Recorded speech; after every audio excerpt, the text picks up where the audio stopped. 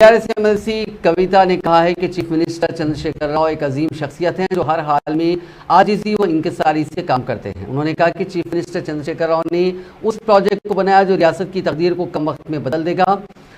इसीलिए उन्हें कल्वाकुंतला चंद्रशेखर राव के बजाय कालेश्वरम चंद्रशेखर राव कहा जाना चाहिए। उन्होंने निजामाबाद के न्यू अम्बेडकर भवन में यौम आपाशी में तेलंगाना के क़याम की दहाई की तकरीबात के हिस्से के तौर पर शिरकत की।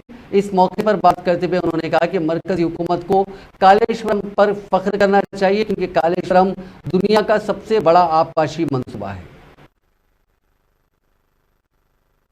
सुबह से शाम तक केसीआर साहब हमेशा और हमेशा एक ही बात सोचते हैं, तेलंगाना के आवाम के लिए क्या नई चीज और करना है, तेलंगाना के आवाम के लिए क्या नया सहूलत और लेके आना है, किस तरीके से वजीफे को बढ़ाना है, किस तरफ से सहूलतों को बढ़ाना है, किस तरफ से तालीम के जो स्कूल्स बन रहे हैं नए नए उसको कैसे बढ़ाना है।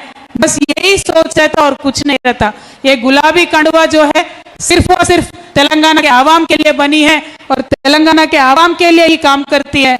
और ये कैरी करना, ये कंडवा अपने गले में लेके फिरना, ये एक बहुत बड़ी जिम्मेदारी है।